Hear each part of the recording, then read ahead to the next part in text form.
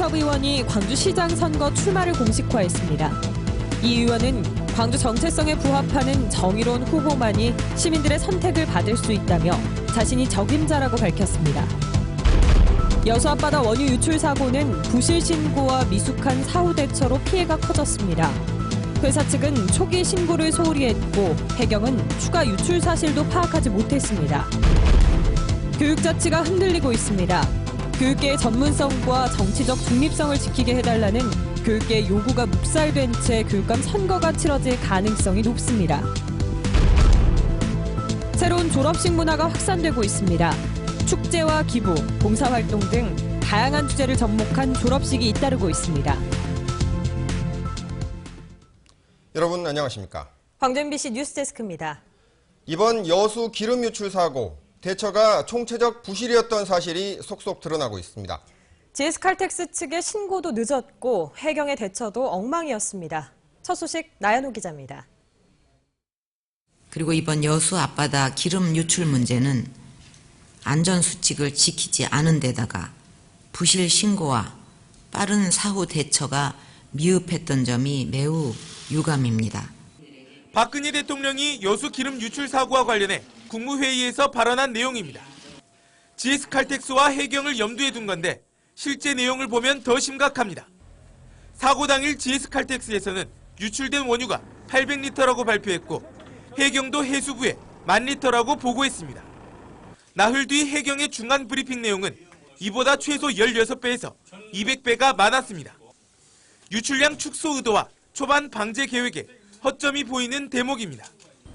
유출된 원유 70%가 방제됐다며 방심하는 사이 기름띠는 오동도와 남해대교를 넘어섰습니다.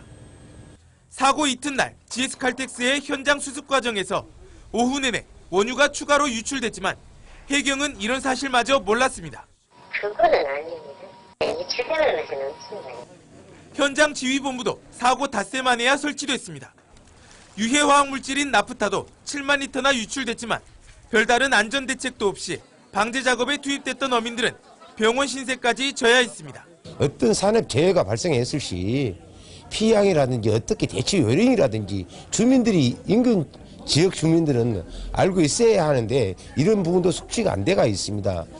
파이프에서 원유가 줄줄 새는 상황에서 GS칼텍스의 신고는 30분이나 지연됐고 유출된 기름은 인근 해역을 시커멓게 오염시켰습니다. MBC 뉴스 나인호입니다. 오늘 오전 11시 50분쯤 여수시 신월동 한화 여수사업장에서 화약 20kg이 폭발했습니다. 이 사고로 저장 창고 한 동 25제곱미터가 완파됐지만 다행히 인명피해는 없었습니다. 경찰과 소방당국은 회사 관계자들을 상대로 정확한 사고 경위를 조사하고 있습니다. 올해 6.4 지방선거는 지방자치뿐만 아니라 교육자치의 일꾼을 새로 뽑는 선거이기도 하죠. 교육계가 교육 전문성과 정치적 중립을 지키게 해달라고 요구하고 있는데 이게 묵살된 채 치러질 공산이 커졌습니다. 박수인 기자가 보도합니다. 올해 첫 임시회가 열린 광주시의회 본회의장, 교육의원들의 자리가 비어 있습니다. 지방교육자치의 자주성과 전문성을 여야 정치권이 훼손하고 있다며 의사 일정 참여를 거부한 겁니다. 지난 18대 국회에서 개정한 교육자치법에는 올해부터 광역의회 교육의원 제도에 일몰제가 적용돼 폐지되도록 규정돼 있습니다. 교육의원들은 이를 다시 개정해 줄 것을 국회에 요구해왔지만 선거운동이 시작된 지금까지 논의조차 되지 않고 있습니다. 교육위원제가 부활이 돼야 하고 교육감의 자격의 교육 경력이 삽입이 돼야 한다는 것은 먼 훗날까지 풀어야 할 숙제입니다. 단지 우리가 몇 달 동안 의정활동을 하는 것이 문제가 아니고 교육계의 요구였던 교육감 후보의 교육 경력 요건도 사실상 물 건너갔습니다. 국회 정치개혁특위는 지난달 말 교육 경력을 종전 5년에서 3년으로 줄여서 유지시키는 개정안을 마련했지만 법사위에서 제동이 걸렸습니다. 이미 예비 후보 등록이 시작된 상황이어서 소급입법 금지 원칙에 위배될 수 있다는 이유에서입니다. 정치권이 교육계의 요구를 차일피일 미루다 스스로 때를 놓쳐버린 꼴입니다. 헌법에 있는 교육이 갖는 전문성이라는 것은 이제 법을 만드는 국회의원들이 이제 부정하는 어떤 그런 경우가 되지 않겠습니까?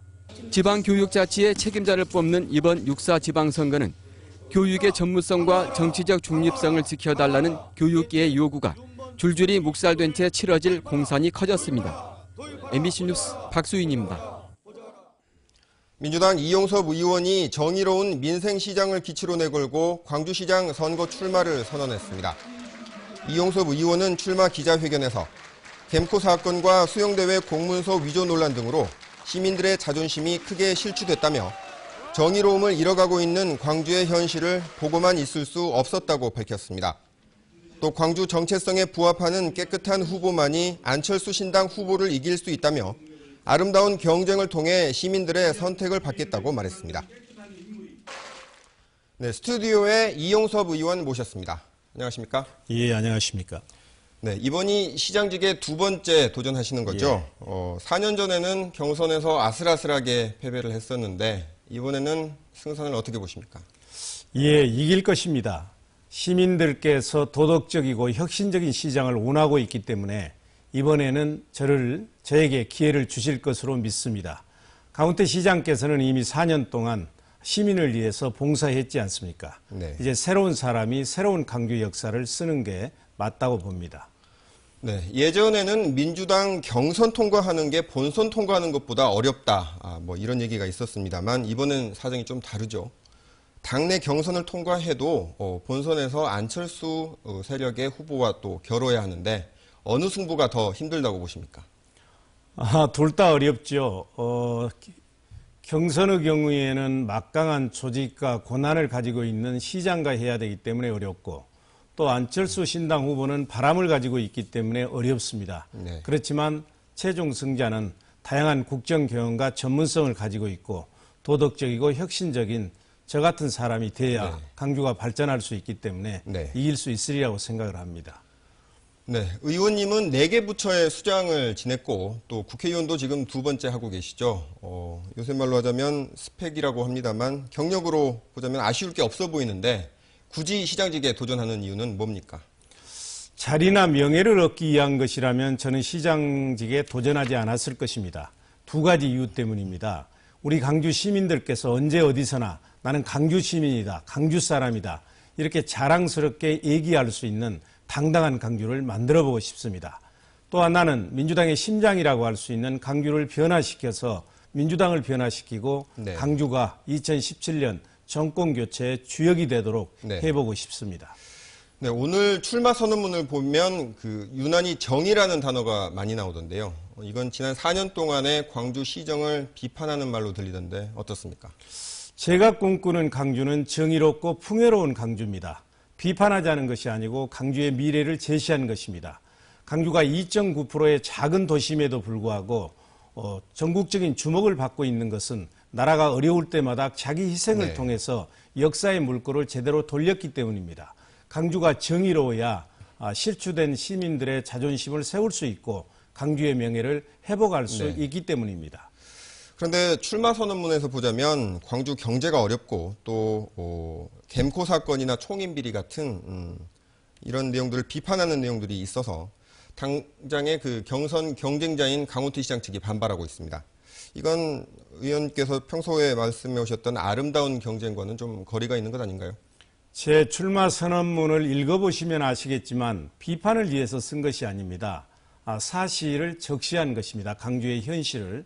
저는 강훈태 시장 쪽에서 이걸 겸허하게 받아들이고 새로운 광주를 만드는 데 동참해야지 상대방이 출마 선언하는 날 이것을 문제 삼고 나오는 것은 네. 그렇게 바람직스러운 자세는 아니라고 생각을 합니다.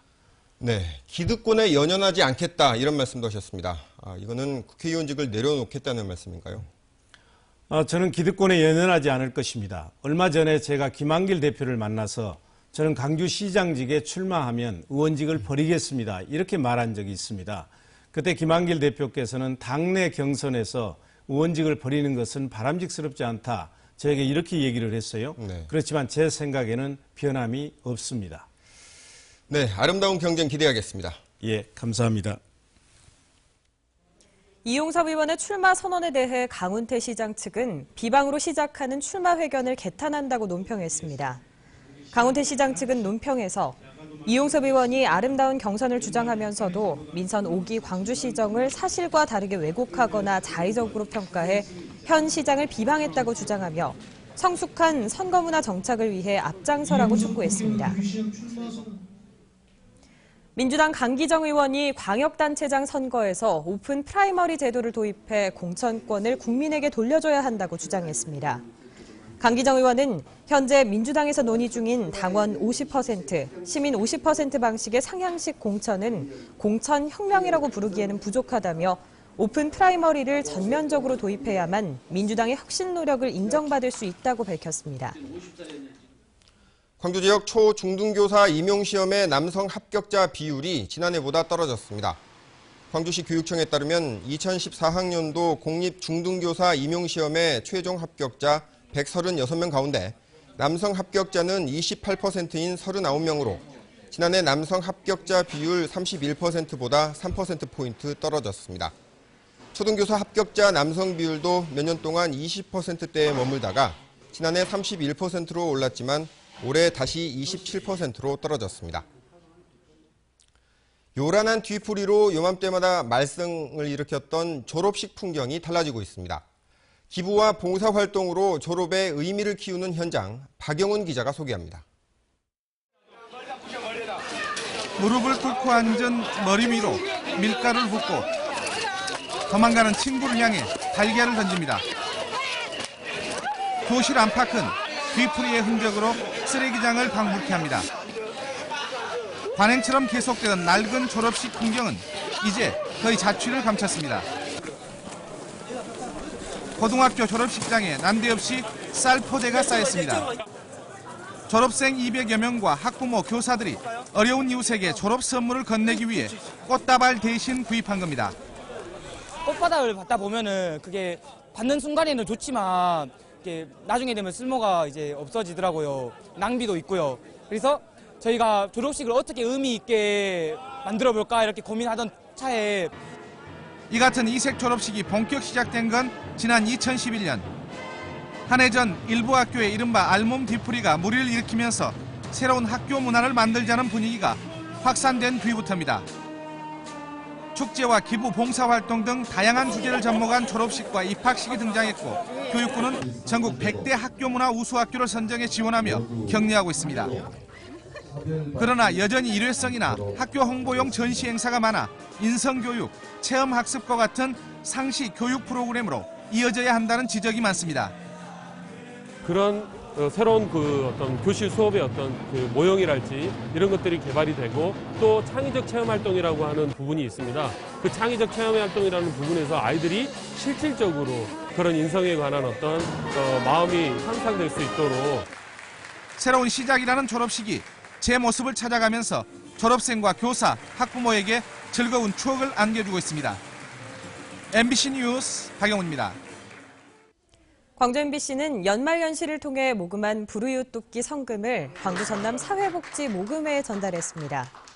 광주 MBC는 지난해 11월 20일부터 올 1월 20일까지 73일간에 걸쳐 모금한 성금 6억 4,620만 7,540원을 광주 전남 사회복지 모금회에 나눠 전달했습니다.